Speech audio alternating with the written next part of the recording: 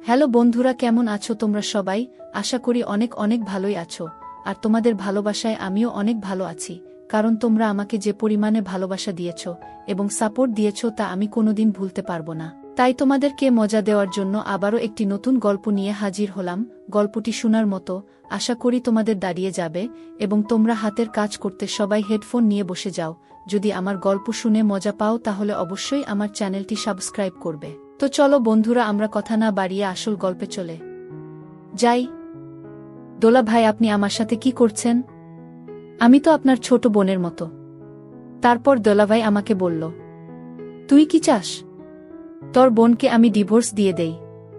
আমি বললাম, না দুলা ভাই, তাহলে আমি যা করছি তুই তা করতে দে। আর যদি বেশি ভাড়া ভারী করছ তাহলে আমি তোর বোনকে তালাক দিয়ে দিব। আমি বললাম, দোলাভাই, তাহলে আপনি আমার সাথে কি করতে চাইছেন? তারপর দোলাভাই আমার সাথে এমন আচরণ করতে চাইল, তাতে আমার দম বন্ধ হয়ে যাওয়ার মতো অবস্থা হলো। আমি আর কোনো কথা বলতে পারলাম না।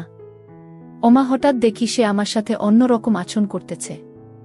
রাগে আমি দোলাভাইকে একটা জোরে ধাক্কা মেরে ফেলে দিই।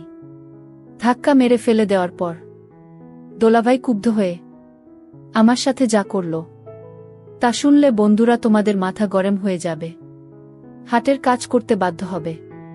তাহলে চলুন বন্ধুরা, গল্পটি শুরু করি। গল্পটি শুরু করার আগে বন্ধুরা, তোমাদের নিকট আমার বিশেষ অনুরোধ, দয়া করে তোমরা আমার চ্যানেলটি সাবস্ক্রাইব করে আমাকে সাপোর্ট করবা। হ্যালো বন্ধুরা, আমার নাম অহনা রহমান অনু, তবে সবাই আমাকে অনু বলে ডাকে। প্রিয় বন্ধুরা, গোপনীয়তা রক্ষা করার জন্য আমি এখানে আমার নাম ব্যবহার করলাম। আমার গ্রামের বাড়ি রাজশাহী। আমার বাবা একটি বেসরকারি কোম্পানিতে চাকরি করে, আর মা গৃহিণী। আমার 2 ভাই 2 বোন। আমি এবারে ক্লাস 10-এ পড়ি। চাকরির কারণে বেশিরভাগ সময়ই আমার বাবা বাড়ির বাইরে থাকেন। আমার 2 ভাই, এক ভাইয়ের নাম শফিকুল, আরেক ভাইয়ের নাম রফিকুল। সবেমাত্র তারা বিদেশ গিয়েছে, তারা এখনো বিয়েশাদী করে নাই। তারা দুজনেই বিদেশ প্রবাসী। একজন থাকে দুবাই, আরেকজন থাকে মালয়েশিয়ায়। আর আমার বড় বোন, যার নাম উর্মিলা রহমান উমি, তবে সবাই তাকে উনি বলে ডাকে। সে গত বছর অনার্স ফার্স্ট ইয়ারে উঠেছে, আর আমি এই বছর এসএসসি পরীক্ষা দিব। আমরা দুজনেই দেখতে প্রায় সমান সমান হয়ে গিয়েছিলাম। আমাদের পরিবারে আমরা দুজনেই ছিলাম অনেক সুন্দরী, তবে আমার বড় বোনের চাইতে সবাই বলে আমি নাকি অনেক সুন্দরী। চোখগুলো নাকি আমার অনেক টানা টানা, আমাকে দেখতে নাকি অনেক আবেদনমা লাগে। আমার ক্লাসের বন্ধুরাও আমার দিকে মাঝে মধ্যে অপলক দৃষ্টিতে চেয়ে থাকে। তাদের চাওয়া দেখে মনে হয় আমি নিজেকে বিশ্বসুন্দরী দাবি করতে পারি। বন্ধুরা, সেটা ছিল আমার আবেগ, আমার কল্পনা। প্রতিদিন আমি স্কুলে যেতাম, স্কুল থেকে বাড়িতে ফিরতাম।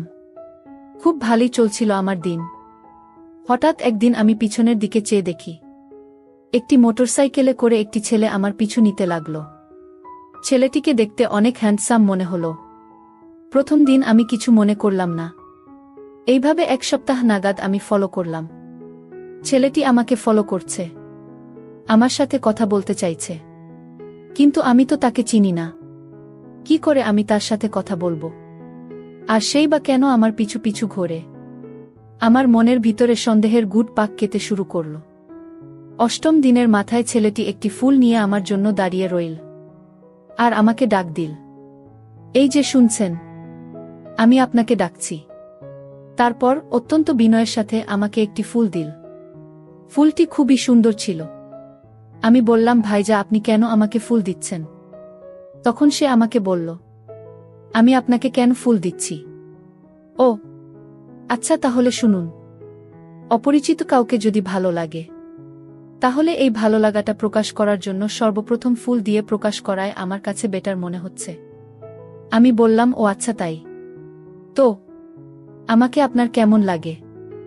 সে বলল, দুনিয়াতে তোমার মতো সুন্দর, তোমার মতো স্মার্ট, তোমার মতো হ্যান্ডসাম, তোমার মতো কিউট মেয়ে আমি আর জীবনে দেখি নাই। তখন আমি বললাম, ভাইজা, আপনি এটা কি বলছেন? আমি তো দেখতে এত সুন্দর না। আজ এ পর্যন্ত কেউ আমাকে এভাবেই প্রশংসা করল না। যাই হোক ভাইজা, তবে আপনি আমার কাছ থেকে কি চান? কেনই বা আপনি প্রতিদিন আমাকে ফলো করেন? তারপর ছেলেটি বলল, আমি আপনার কাছে কি চাই তা আপনি বুঝেন না। আমার চোখের ভাষা, আমার মনের ভাষা, আমার ঘোরাঘুরি কি বলে দেয় না আমি আপনার কাছে কি চাই? আমি বললাম, ছি ছি ভাইজা, আপনি এসব কি বলছেন? এসব করা ভালো না। তারপর ছেলেটি আমাকে বলল, শুনুন, আমি তোমাকে খারাপ কোনো কিছু বলি নাই। আমি তোমাকে শুধু এইটুকুই বলতে চাই, আমি তোমাকে ভালোবাসতে চাই, আমি তোমাকে বিয়ে করতে চাই। আমি বললাম, কি বলছেন ভাইজা? আমি তো আপনাকে ভালো করে চিনি না, তাহলে আমি কি করে আপনার সাথে কথা বলবো? আর তাছাড়াও আপনি যদি আমাকে বিয়ে করতে চান, তাহলে আমার পরিবারকে আপনি জানান। আর এইসব প্রেম ভালোবাসা আমার দ্বারা হবে না। ছেলেটি বলল, দেখুন, আপনি আমাকে চিনেন না, আমিও আপনাকে চিনি না, তো আমরা কিছুদিন নিজেদের মধ্যে কথা বলি, একে অপরকে খুব ভালোভাবে চিনি। ছেলেটির কথা শুনে মনে হল ছেলেটি অনেক ভদ্র, তাই আমি তাকে জিজ্ঞেস করলাম, ভাইজা, আপনার নাম কি? সে তখন বলল, আমার নাম রোহিত তালুকদার, আমার গ্রামের বাড়ি হবিগঞ্জ জেলায়, আমি এখানে চাকরির সুবাদে এসেছি, আমি এই শহরেই থাকি, তোমাদের বাড়ির আশপাশেই আমার বাসা। তোমাকে যেদিন আমি প্রথম দেখেছিলাম সেদিনই আমার মনে ধরেছিল, তারপর থেকেই আমি তোমার পিছনে ঘোরাঘুরি শুরু করলাম। আমি বললাম, ভাইজা, আপনার বাড়ি হবিগঞ্জ আর আমার বাড়ি রাজশাহী, সুতরাং বিদেশি ছেলেদেরকে বিশ্বাস করতে আমার খুব ভয় হয়। আর ইদানিং ছেলেরা কত ধরনের প্রতারণা করছে মেয়েদের সাথে। সরি ভাইজা, আমাকে মাফ করে দিয়েন। আমার এরকম কথা শুনে ছেলেটির মন খারাপ হয়ে গেল। বুঝতে পারছি ছেলেটি খুব নিজেকে খুব অসহায় মনে করছে। তারপর ছেলেটি চলে যেতে চাইল, তবে চলে যাওয়ার পূর্বে ছেলেটি আমাকে তার একটি কার্ড দিয়ে বলল, যদি মনে করেন যে আমি ভালো, আমি আরও অন্য 2-4টা ছেলের মতো না, তাহলে দয়া করে আমাকে এই নাম্বারে একটি কল দিবেন। আপনার কলের প্রত্যাশায় আমি রইলাম। তবে যদি আপনি আমাকে একটি কল দেন, তাহলে মনে করব দুনিয়াতে সবচেয়ে সৌভাগ্যবান ব্যক্তি আমি। এই বলে ছেলেটি আমার কাছ থেকে চলে গেল। আমিও বাড়িতে চলে আসলাম। বাড়িতে এসে ফ্রেশ হয়ে খাওয়া দাওয়া করলাম। দেখতে দেখতে সন্ধ্যা হয়ে গেল, তখনও রাত 9টা বাজে। হঠাৎ আমার এই ছেলেটির কথা মনে পড়ল। তার কার্ডটি হাতে নিলাম, তার নাম্বারটা দেখলাম। একবার ভাবলাম, কল দিব কি দিব না। আমতা আমতা করে হঠাৎ ছেলেটির নাম্বারে একটি কল দিলাম। ছেলেটি আমার কল পেয়ে মনে হলো যেন আনন্দে উল্লাসিত হয়ে গেল, আর বলতে লাগলো, আমি সত্যিকার অর্থে অনেক ভাগ্যবান। আপনি যে আমাকে কল দিবেন তা আমি কখনো কল্পনাও করি নাই। ভেবেছিলাম আমি যাকে জীবনে একটিবার পছন্দ করেছিলাম সে হয়তো অন্য কারো হয়ে আছে, যে জন্যই সে আমাকে না করে দিয়েছে। এখন আমার সকল ভাবনা মিথ্যা হয়ে গেল। তারপর ছেলেটি আনন্দের সাথে আমাকে জিজ্ঞেস করল, এই যে মিস দয়াকরে, এবার বলবেন আপনার নামটা কি? ছেলেটির কথা শুনে আমার কাছে খুব ভালো লাগছিল, খুব মিষ্টি কণ্ঠ। তারপর আমি বললাম, আমার নাম অহনা রহমান অনু, তবে সংক্ষেপে সবাই আমাকে অনু বলে ডাকে। চাইলে আপনিও আমাকে অনু বলে ডাকতে পারেন। ছেলেটি বলল, তুমি যদি আমাকে অন্য বলে ডাকার অধিকার দাও, তাহলে আমি খুব খুশি হব। তারপর ছেলেটি বলল, অনু, আমরা কি খুব ভালো বন্ধু হতে পারি? ছেলেটির কথা শুনে আমার মনের ভিতরটা কেঁপে উঠল। যতই আমি চাইছি ছেলেটির কাছ থেকে দূরে থাকতে, তার কথা, তার মিষ্টি কণ্ঠ আমাকে তার কাছে টেনে নিয়ে যাচ্ছে। কি করি বুঝতে পারছি না। এইভাবে একটু একটু করে কথা বলতে বলতে তার সাথে আমার গভীর সম্পর্ক হয়ে যায়। তার সাথে এইভাবেই চলতে থাকে আমার দৈনন্দিন মোবাইলে কথাবার্তা। ছেলেটির সাথে যতই কথা বললাম, মনে হলো ছেলেটি খুব ভালো। তার ভিতরটা একবারে সহজ সরল, তার মতো ছেলেকে বিশ্বাস করা যায়। এইভাবে যেতে লাগলো আমাদের সময়। কিছুদিন পর আমার বড় বোনের বিয়ের জন্য আমার বাবা একটি সম্বন্ধ আনলেন। ছেলে নাকি ঢাকায় ব্যবসা করে, অনেক টাকা পয়সাওয়ালা, অনেক বড়লোক। তার সাথে দেখতে শুনতেও নাকি অনেক ভালো, অনেক সুন্দর, অনেক কিউট। সবার কথা শুনে আমাদের ফ্যামিলি, আমার বাবা, আমার মা, ভাই বোন সবাই বিয়েতে রাজি হয়ে গেল। তারপর ওই ছেলেটির সাথেই আমার বড় বোনের বিয়ে হয়ে গেল। বিয়ের দ্বিতীয় দিনের মাথায় আপু আর দুলাভাই আমাদের বাড়িতে আসলো। দুলাভাই এই প্রথম আমাকে খুব ভালোভাবে দেখল। আমাকে দেখে সে হা করে তাকিয়ে রইল। আর মনে মনে ভাবল, আমার শালিকা এত সুন্দর, আমি তো জানতাম না। আগে যদি জানতাম তাহলে আমার বুকে রেখে আমার শালিকাকে বিয়ে করতাম। দুলাভাইয়ের এমন চাহনি দেখে মাঝে মধ্যে আমার খুব বিরক্ত বোধ হতো। বাড়িতে এসে দুলাভাই আমাকে ডাকলো, এই অনু, কোথায় আছো? আসো একটু এদিকে, তোমাকে একটু ভালো করে দেখি। তারপর দুলাভাই এর ডাক শুনে আমি তার কাছে গেলাম। সে আমাকে ডেকে বলল, মাশাআল্লাহ, এত সুন্দর, এত রূপ তোমার। জানি না কার কপালে এই চন্দম আছে। দুলাভাইজের এরকম কথা শুনে আমি লজ্জায় চলে গেলাম। কেন জানি দুলাভাই এর চাহনি আমার কাছে কেমন যেন মনে হয়। তারপর ভাবলাম নতুন দুলাভাই হয়তো শালির সাথে মজা করছে। আমিও তার সাথে একটু ফ্রি ভাবে কথা বলার চেষ্টা করলাম। যদি আমি দুলাভাইয়ের সাথে একটু ফ্রি হয়ে কথা না বলি, তা না হলে আমার বোনের কাছে বিচার দিবে। আর এতে হয়তো আমার বর বোনের মনে অনেক কষ্ট পাবে, অনেক ব্যথা পাবে। যতই আমি দুলাভাইয়ের সাথে ফ্রি হতে চাইলাম, ততই দুলাভাই শুধু আমার এখান থেকে সুযোগ নেওয়ার চেষ্টা করবে বলে আমার কাছে মনে হচ্ছে। যাই হোক, বড় বোনকে খুশি রাখতে, বোনের সংসারকে খুশি রাখতে দুলাভাইয়ের সাথে আমার খুব ভালোভাবে কথা বলতে হতো। আর এদিকে আমার রোহিতের সাথে আমার নিয়মিত কথা হতো। সে আমার খুব খেয়াল রাখে, প্রতিদিন আমার খোঁজ খবর নেয়। মাঝে মধ্যে মনে হয় রোহিতের সাথে দুলাভাইয়ের বিষয়টা শেয়ার করি। তারপর ভাবলাম যদি এই বিষয়টা শেয়ার করি তাহলে হয়তো রোহিত আমাকে নেগেটিভ ভাববে, এবং কি সে আমাকে ভুল বুঝতে পারে, আমাদের সম্পর্কের মধ্যে ফাটল ধরতে পারে। এসব কিছু ভেবে তার সাথে আমি আর এই বিষয়টা শেয়ার করি নাই। এভাবেই চলতে থাকে আমাদের জীবন। রোহিতের সাথে আমার প্রতিদিন কথা হয়, মাঝে মধ্যে তার সাথে আমি দেখাও করি। সত্যি বলতে তার সাথে আমি খুব ভালোই ছিলাম। কিন্তু এর মধ্যেই আমার জীবনে নেমে এলো একটি অন্ধকারাচ্ছন্ন একটি ঘটনা, যে ঘটনা আমাকে এখনো কুরে কুরে খাচ্ছে। আপুর বিয়ের প্রায় 1 বছর হয়ে গেল।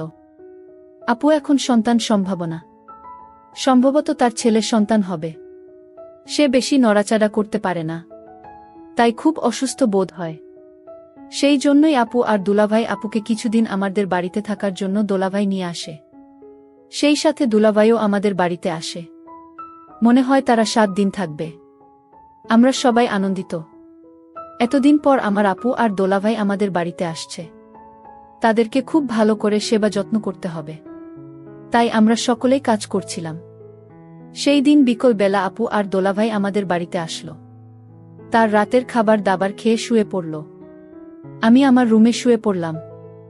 রাত তখন 1টা বাজে। দুলাভাই হঠাৎ আমার রুমে ফোন করে বলল, অনু, আমার সুইট শালিকা, আমার খুব পানির পিপাসা পেয়েছে, একটি তোমার দরজাটা খুলো, একটু পানি খাবা।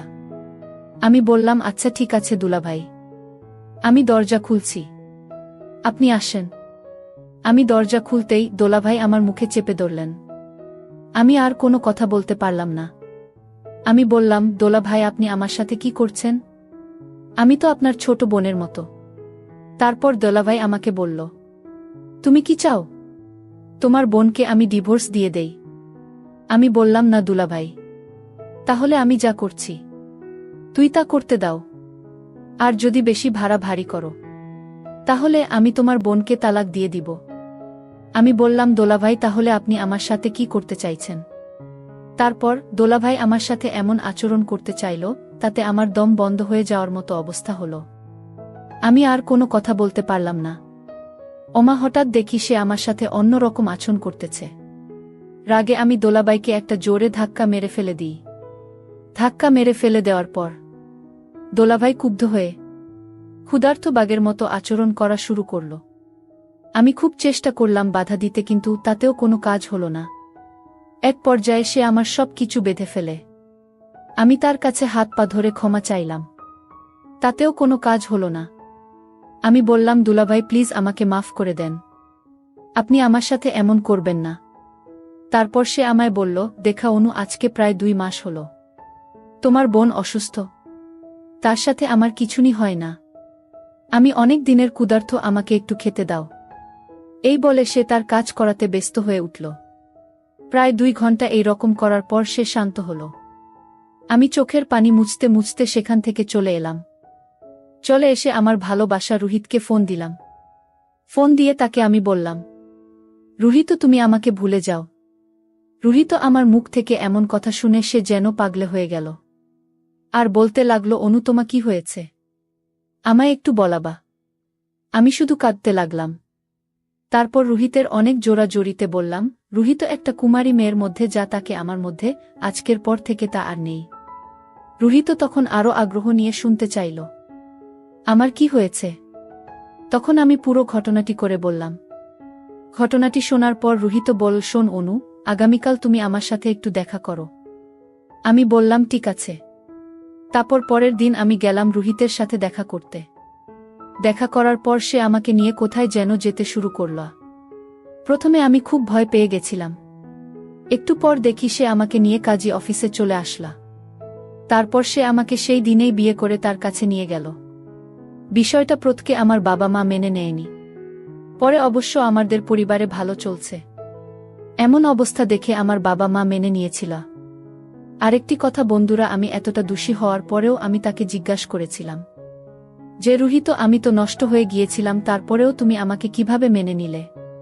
তারপর সে আমাকে বলল, দেখো অনু, আমি তোমাকে ভালোবাসি, তোমার দেহকে নয়। আর তোমার সাথে যা হয়ে তা তোমার ইচ্ছার বিরুদ্ধে, সুতরাং তুমি আমার কাছে নির্দোষ। তারপর সে একটা মিষ্টি হাসি দিয়ে বলল, তুমি আমার মিষ্টি বউ, আমি শুধু তোমাকেই ভালোবাসি।